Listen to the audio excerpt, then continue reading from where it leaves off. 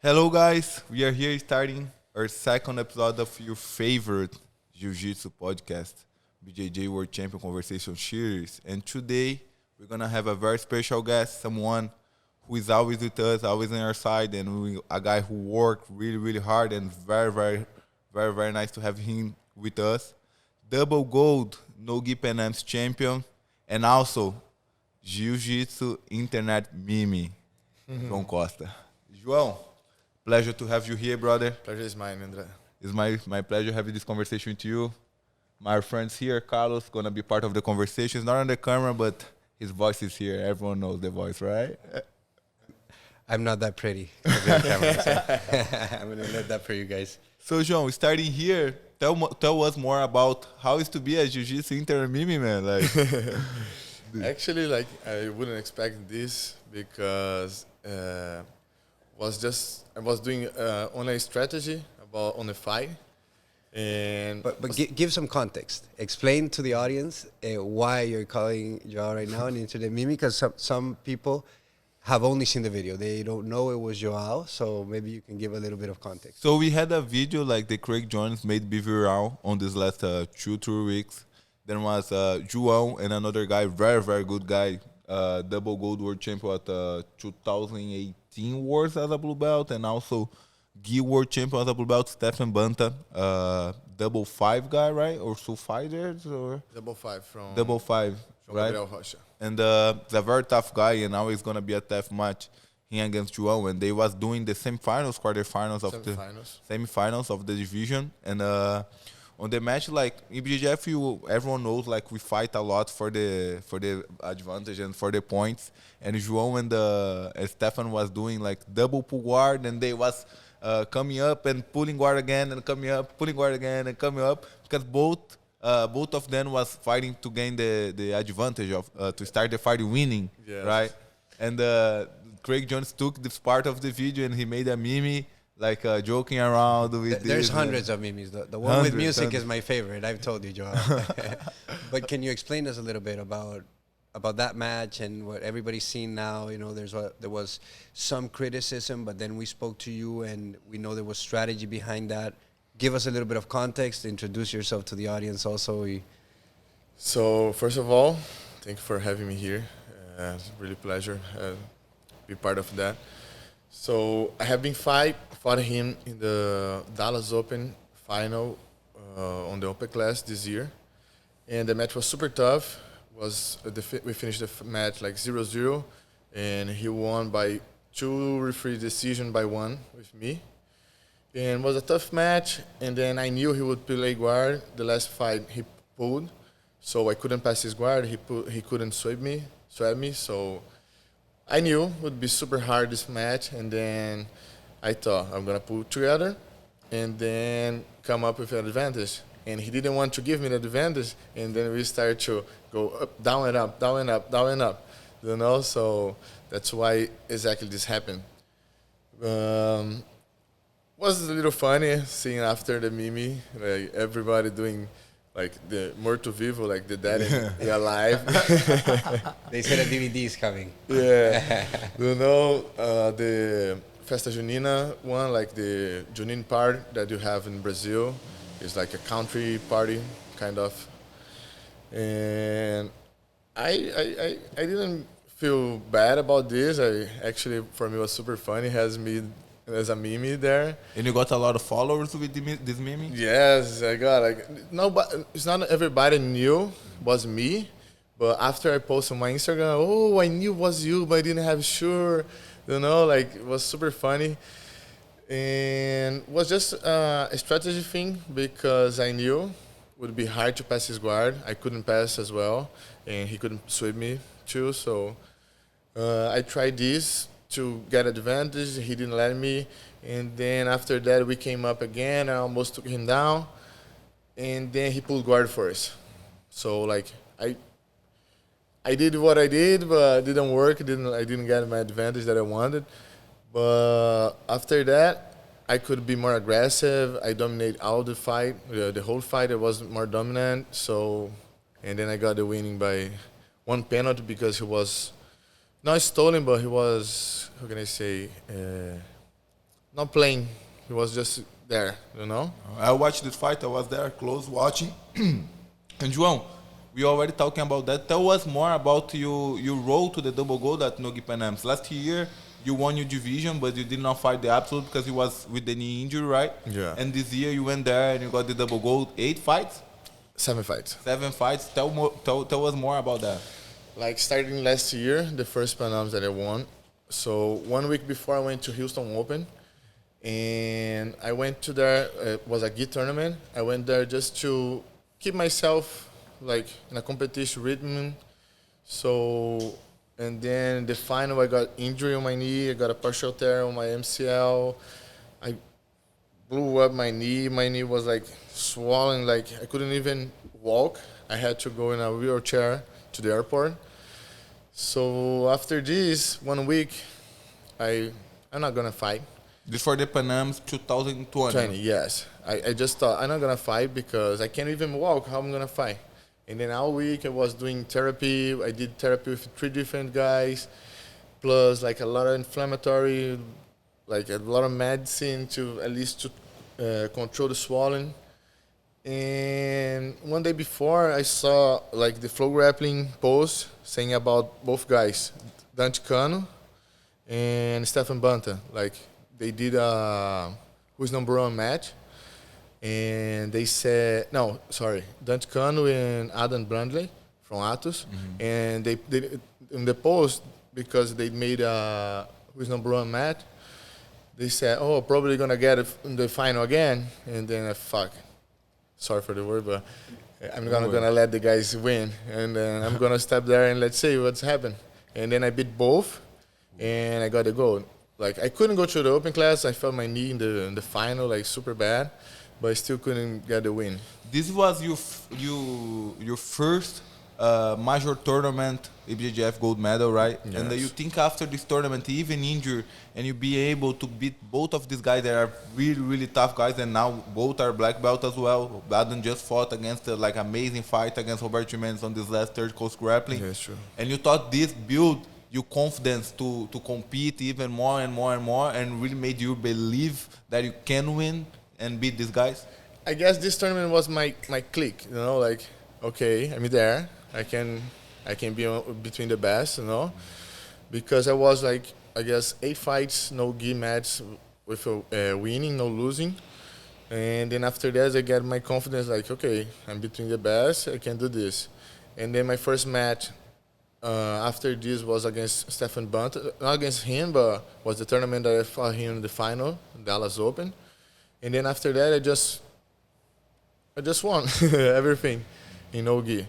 I won the double gold in Orlando Open, Houston Open, and double gold in New Orleans again, and double gold in the PANAMs. And you think like you are a guy that from Brazil. I used to compete a lot in Brazil, but I never really saw you competing that much because in Brazil, after we're gonna talk more about that, but you was doing college and all that, so you don't have the opportunity to compete that much. But when you came to US and start to work as a referee, as a BJJ ref, and start learning the rule set and all that, you start competing almost every weekend. Even if it was just the division, you go in there and fight the division because you cannot fight the absolute when you referee. A lot of people don't know that. You think like the consistent of the compete every weekend made you more confident to go there and like let the flow happen, don't get stuck and get like scared to try? 100%. Like I didn't know how to compete before. I used to go to the tournament and see what's happened. Like I didn't know what to do exactly, what to eat, like how I feel. You know, I have passed through a lot of things during the tournament. Like I didn't know. Like I eat something bad before, something heavy, or I feel bad, or you know, I couldn't sleep. A lot of things happened between those tournaments that I have competed. So I guess like now I know. I feel my body, I know myself better, so I can do easier the way to go to compete, feel like, okay, I'm going to compete today, prepare my body, my mind to do that. And João, when you think was the click for you think like, okay, I think I can do it, so I'm going to dedicate myself to be a full-time athlete. When was that? Actually, this never happened. Like, okay, now I never decide. Now I'm gonna be a full athlete. Just in my life, everything just happened. Like I came to the USA to study English. I was injured. I started training Grace Barra Doral, where I live, and then after that, okay, I want to go now someplace harder. I came here. I started training here at night, like in the business class between the guys, and then I saw the pro guys. So fuck, I want to compete with them. I want to train with them. And then I used to skip some classes, English class, just to come pro training, and then I could change my schedule for the night, and then I could come every day in the morning. I started compete, and then I could stop study, and then I started working here in the gym. Everything just happens in my life, and then like today I'm an athlete here. I accomplished a lot of things that I never thought I would do, like I want to be a world champion, I want to be a Pan American champion. No, I never thought this. Just like happens, and then like here I am. Nice. And João, what do you think, like on the last year, everyone saw here how much you improve as an athlete in the last year, like a strategy, technique, like really, really solid. What do you think made you improve that much? What like you did like different on this last year that you don't did before when you don't used to focus that much in competition?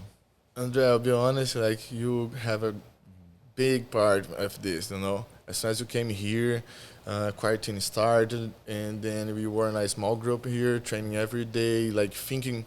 You always think about tournaments, so I have been learning with you a lot about like strategy, do this, do that, why I'm gonna do this, why I'm not gonna do that, so this like built me up to find my game, to find like who I am, to express myself.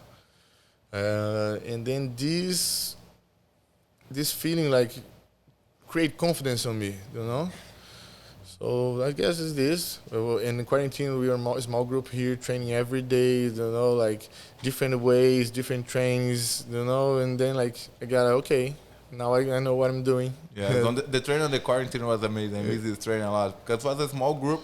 Was not everyone was allowed to come here during the quarantine. Just the athletes, like very few athletes, like 8 or 10 just guys. Who works here. And we made like a really, really good training, so it was awesome. I improved a lot on this moment, and I'm very happy to know that I'm a part of your evolution, and you're also part of my evolution. For who don't know, when I first came to fight sport, I was really overweight. I was like 240, and João was the first guy, João and Meg, the first guys to help me, to teach me how to lift, to teach me how to eat better, teach me how to train.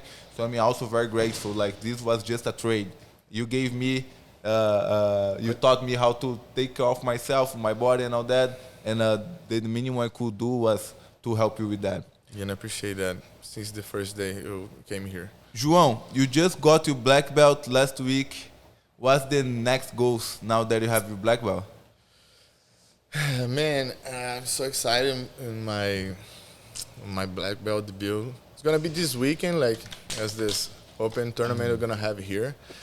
But as official debut, I think it's gonna be in Chicago Open in July 10th, if I'm not wrong. Ghee and NoGi? Ghee and NoGi. And like I really want to go, like, wear my gi again with the black belt, go there, fight like the first division with the toughest guy in the world, So like I'm super excited for this. And you also getting ready to ADCC trials. You plan to go to Brazil next year to do the ADCC trials? This is my dream, man. Like since I went to ADCC 2019 California, 2 years ago, I just thought, man, I wanna be there. I have to be there one day, And since there, I have been improving a lot in my NoGi game.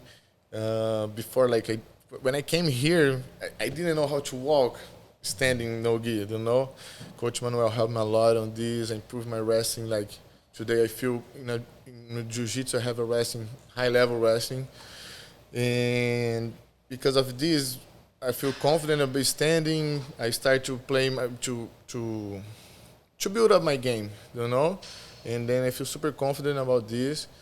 And it's my dream. I'm gonna for sure go to Brazil next year. I'm gonna compete both in São Paulo and Rio, both ADCC trials that are gonna happen. And that's it. My dream, I'm going to go, I'm going to win, and I will be in DCC 2022. Oh, and what division you want to try to do it? What division you want to do it? My division would be 88 kilos. As we have Wagner here, I don't want to... I would never fight him, even though I have a chance that I don't have. But I would never fight him because what I am today, him, Cyborg, of course, all of you guys, but him, Cyborg has a lot of with this, you know. So he goes to 88 kilos, Cyborg go plus 100 kilos, and I'm going to 99 kilos. It's great. It's great to hear that. And you're also going to compete NoGi Worlds this next October? I hope so. I was trying to make my registration, but I have to have 10 points on the ranking to make this. So I have to wait for Chicago. I hope just with Chicago I got first place and that's it. I'll be there. Or Chicago and Orlando. I guess after 2 tournaments I'll have the points for sure. Nice, great, João. João, and tell us more about your life in Brazil. You are a guy who started jiu-jitsu late. How old do you start jiu-jitsu? I was 20 years old in the year that I would complete 21. Man, I never thought... I did like 6 months of some shows, kind of Kung Fu. And then I went to the college, Poços de Caldas in Minas Gerais. What did you study? Where? I found out what you studied the other day, so it was super curious for me. I studied in Poços de Caldas, PUC Minas. It's like a point. But what did you study? What? Veterinarian. So you were actually a veterinarian? Yeah. That's amazing. I never worked as one, but I did the how can I say, the trainer, everything. I finished the college. Because as soon as I finished the college, I just thought, because it was hard in Brazil to get a job, a good job at least. And then, okay, I wanted to go to USA because I have an uncle here. And would be easier, but we had kind of some adversities. But that's it. Life is like, it is what it is. And you forgot something. You also work as a fight-chewing doctor, right? Full of animals right there. Full of animals right there. You was a doctor taking care of the animals. Bro, animals and us, like fighters, almost the same. Right? A little bit different. Maybe the animals is even easier. And João, with who you started jiu-jitsu, where you started jiu-jitsu, how you met jiu-jitsu? I used to train, I was working out in a gym in Poços de Caldas, in like my 2nd or 3rd year in the college. And upstairs, I used to have a mat with the jiu-jitsu classes there. And then I was curious about this class. I was looking to there and like, okay, maybe I want to try one day, you know, but I never tried. And then when I went to my vacation at the end of the year, and then February of the next year, I went to the same gym and to see, I want to try. And then the guy went for the other place, and man, what am I going to do? And then I went to this place, I started to train there with Gustavinho, before he was Caveirinha Academy from BH, from Belo Horizonte. And after that, he became by himself, Gustavo Saraiva Jiu-Jitsu, and nowadays he's GF team. I started with him. I used to train 1, 2 times, 3 times a week, just a white belt. And then after my first tournament in Itajubá Open, like a small city in Minas. How much time of jiu-jitsu? How long you was training when you did your first tournament? Less than 6 months, like I guess 3-4 months.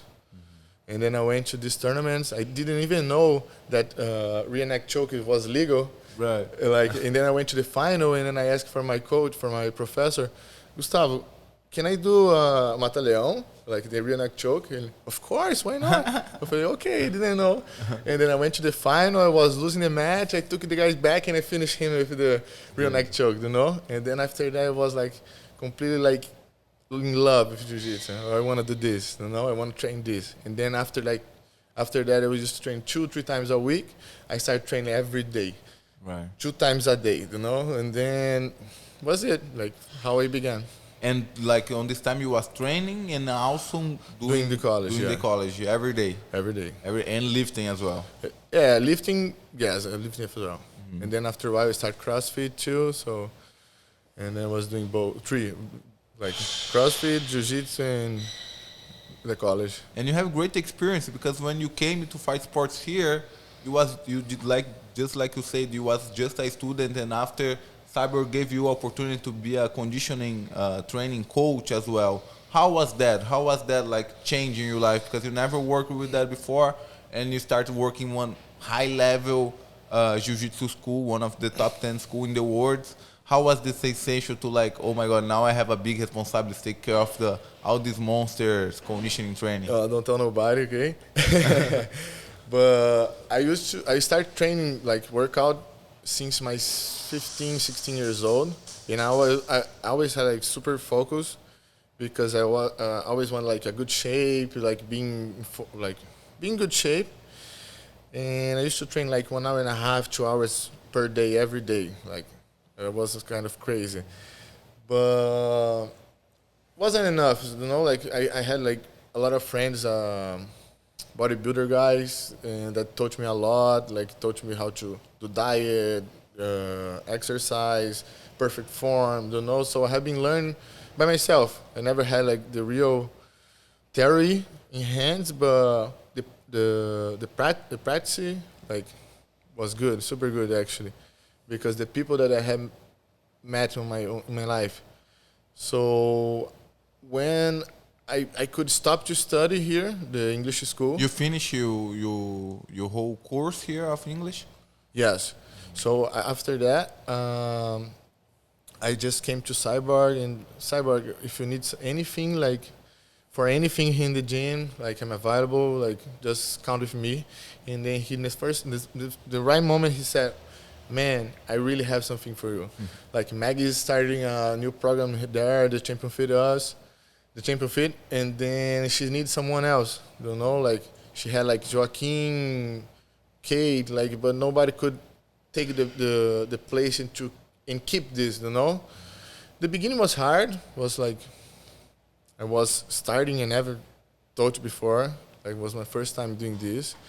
And then, like, I knew what I'm doing, what we're doing, but I didn't know how to teach. Like, I never have done this before.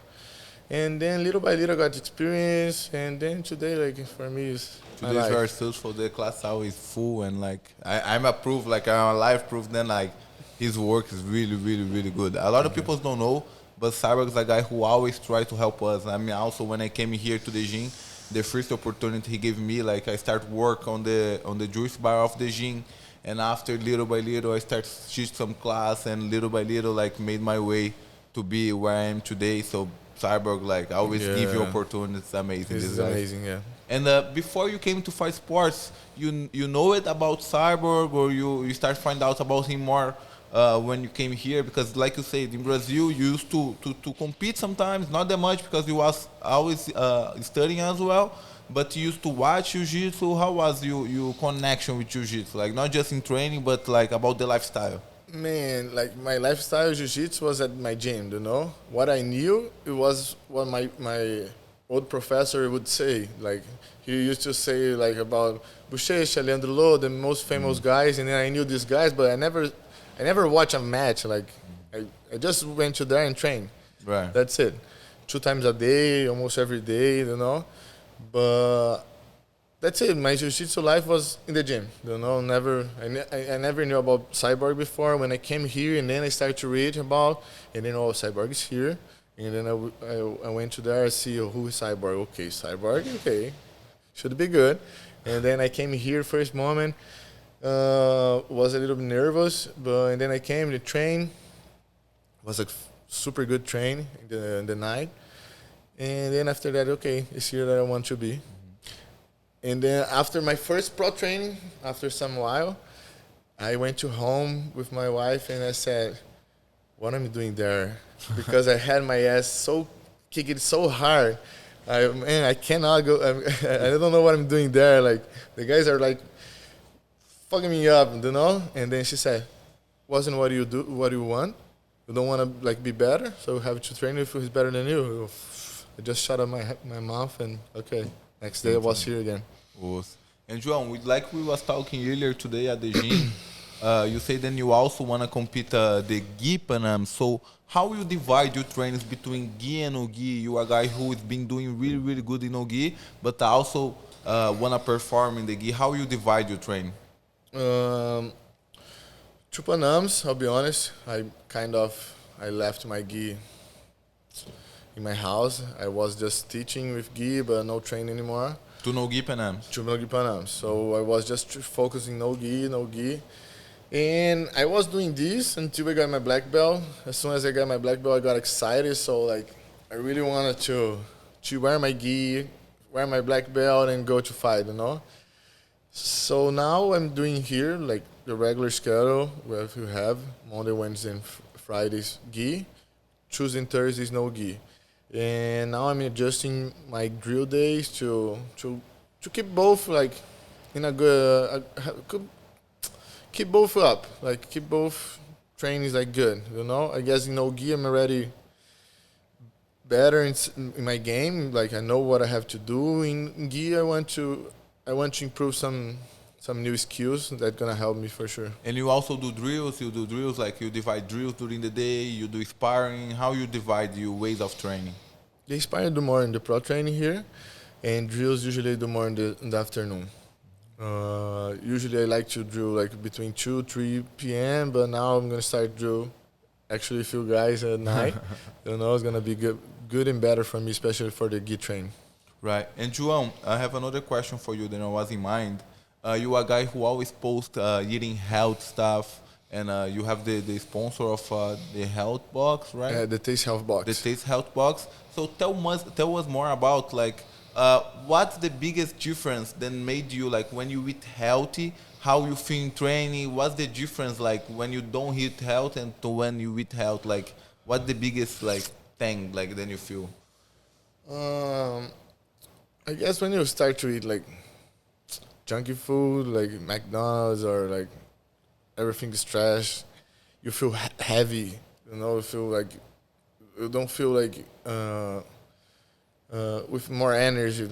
You know, it's weird to say like because I guess especially me, I save too much liquids in my body. So when I eat bad, I feel like I'm kind of heavy, like slower, you know.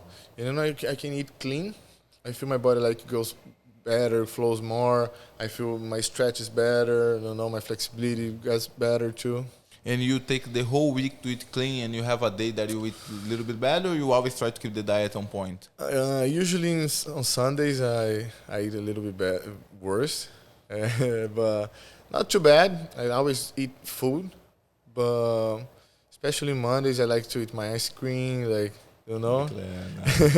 Everyone. Yeah, you know, pizza I like too, but I haven't been eating pizza a lot, so yeah. Usually I eat food, like real food. I'm not the guy that's gonna eat like a lot of vegetables, salad, but I try to eat food, real food, like pasta, good pasta with a good meat, like rice and beans, like food. That's it. That's what I like to eat. And João, we all know that you love for the animals, and you know that you take care of dogs too, right? Like sometimes you receive dogs at your place.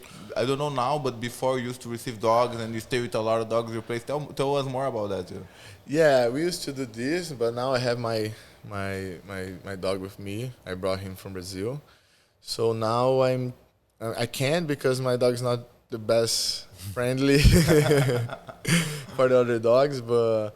Yes, we used to have a lot of dogs there, so take care of them. Like I have like 10 dogs in Brazil, my parents' house. 10 dogs. Yeah, so we love dogs since I remember me by a person. So have the dogs there kind of was good for us to have an animal with us, for me and my wife.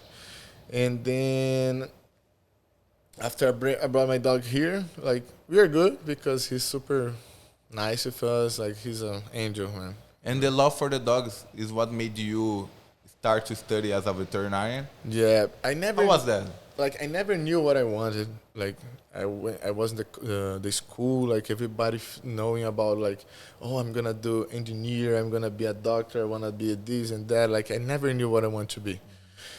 And once, actually, when I finished the school, I went to an engineers college. How old you was on the time? 17. 17. And then I went to an engineer college. I was there for 4 months, and then I knew it's not for me. And then I got out. I went to my home, my city. I started to study again, to try a new college, and then I realized, I like animals. Maybe it's gonna be good to be a doctor of animals, right? And then I started veterinarian, and that's it. How many years did you study in the college to be a veterinarian? 6. And how was that? How is study to be a veterinarian like? Man, it's super tough. Like, it's super hard. It's a lot of study, like a lot of dedication, because you just cannot just go for the class and that's it. No, you have to study, you have to do your job, like studying home. Like, it's hard. Like, especially when you start to do the practice classes, like surgery, everything, like, so you have to be there. How is that, João? Tell us more. I'm really curious about it. I mean, it's amazing, like, because you are getting the power, not the power, but like getting the knowledge for like to take care of a life, like. But they bring you like an animal, like alive, who is like have something on him, and you need to have some classes with dead animals, like to study about the anatomy, study about like more the body.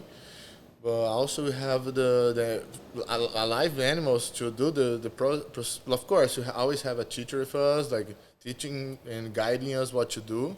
But yeah, like a live animal there.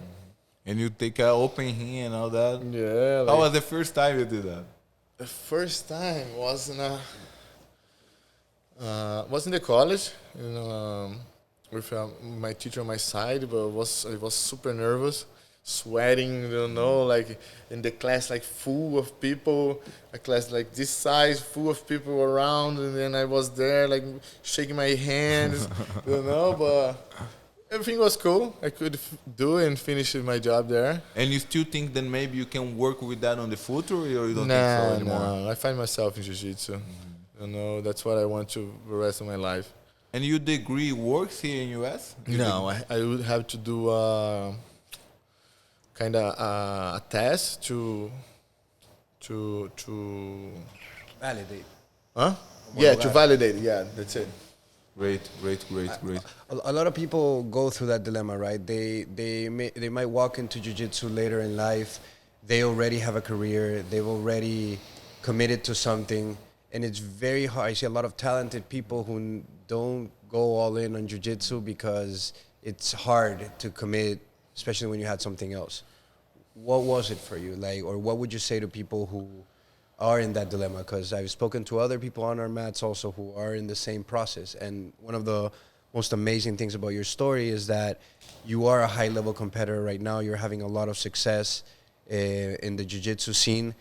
But you were, well, I heard Cyborg the other day giving you your black belt and how proud he was of your evolution, right? You came in here as an average guy that came to an executive class, and look where you are now. So tell us a little bit about that transition and what you would recommend to people. Like, when I came here, I found found myself as like, I want to do this for life, First was hard because I left everything. Like, I could keep going, try to do things about veterinary, other things, but I just chose, no, I want to do this. The beginning was hard, I didn't have like conditioning to do this. My wife kind of held us here for a while. And then, like, I guess when you put like love and hard working, everything just goes, like. And then, like, I left everything. I put like, no, I'm gonna do this, and I started do this. Put love, hard work. I started work there on the gym, and then everything just goes, like everything went for me just like a blast. Amazing. And it's really good to see, like, because you already started like a little bit like late, but here we have like examples. Then like age is just a number, like a Dr. D podcast with Joya and a Cyborg. Like, age is really just a number. Cyborg's 4 years old, every day on the mats, but they work in and like Wagner also.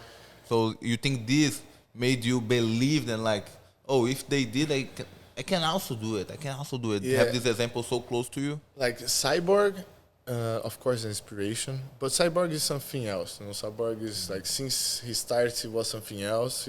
He's like his talent, like he's different, you know. But Wagner is where I found more inspiration because Wagner was like a normal person, let's say, you know, like a hard worker, not a normal person, but a hard worker. Not Cyborg is not, but Cyborg is something else. We know, everybody knows this. And then I always was listening to Wagner. He once said, like, I never forgot this in the class. Man, after 7 years practicing jiu-jitsu, I was like nobody. It was like just someone else, you know. And then after that, like I felt like a click that I started to win, and then I started to be better and get better, and who I am today, you know. And this was always in my mind. Fuck, I don't have even 7 years as a jiu-jitsu. So I'm going to keep going, see what's happened. And then, like, today I have 7 years and a half training jiu-jitsu, and, like, I could accomplish something, at least in a brown belt, and started my career now as a black belt. So, like, I guess everybody has a time. Actually, I have a kind of the same time as Wagner to start to build something, you know, but he's my best inspiration, my first inspiration because of this, because what he did, is because of a lot of hard work, and then he became who he are today, like the #1 in the world as a 40-year-old guy, you know. And this is like, okay, I can do too. And João, tell us the experience. Then you think there was experience in jiu-jitsu saved your life. Man, you had this moment. This is kind of weird, like not weird, but it is. Because I used to be a party guy, you know. I used to drink, smoke, like a lot of parties. And like after I started jiu-jitsu, I used to be the same guy. After the first tournament that won that I talked before, I got my excited with jiu-jitsu, so I started to quit little by little my bad habit. So, like, it was a process, you know. Like, instead to go to the party, I was thinking, man, tomorrow I have jiu-jitsu, so I don't want to go to a party. I want to train jiu-jitsu, you know. So, little by little, I just changed it. I was changing, like, get better choices. And you have advice then you do like to give to a white belt, somebody who's starting now, who is like paying attention on what you accomplished and like really like your jiu-jitsu or like jiu-jitsu and is listening to this podcast right now, have advice then you'd like to give to this person? I'm not the most talented. I'm far from this, you know. I don't have the best skills like everybody does, like crazy things and works. I do the basic, like I do what my body can do. I'm not the most flexible guy. I'm not like, I'm strong. Right? I feel like I'm super athletic. That helps me, you know. But like, if you know your limitations, work on your limitations. You know, make your limitations be better. You know, what makes you worse today gonna make you better. You know, like keep going, work hard, you never give up, because like I thought him give up many times, man. Like, I'll be honest. And then like I always had something in my mind. No, keep it going. You know, don't give up. And then that's it. Never give up. Guys, this was João Costa. It's a pleasure, João. One more time. Big pleasure to have you here. Carlos. Thank you. Amazing, my brother. Amazing. Always great to have you here as well. Always great to do this with you. And guys, looking forward for the next time, for the next quest. Be ready for the DVD. Hey, we're going to show you how to strategize and get that advantage. And I have one more question to João. Sorry, I forgot. I have one more question. João, Craig Jones made all this confusion. You guys, I know the same weight. He's a guard player. You a top guy. You would like to have this fight someday? Any words for him? Oh, man, this is going to be amazing because especially now I saw him fighting standing game, like trying to play on top. I would like to fight him for sure. It would be a great match. And I think I know the way to beat him. Oh, it's João Costa, guys. Thank you very much. Thank you, guys.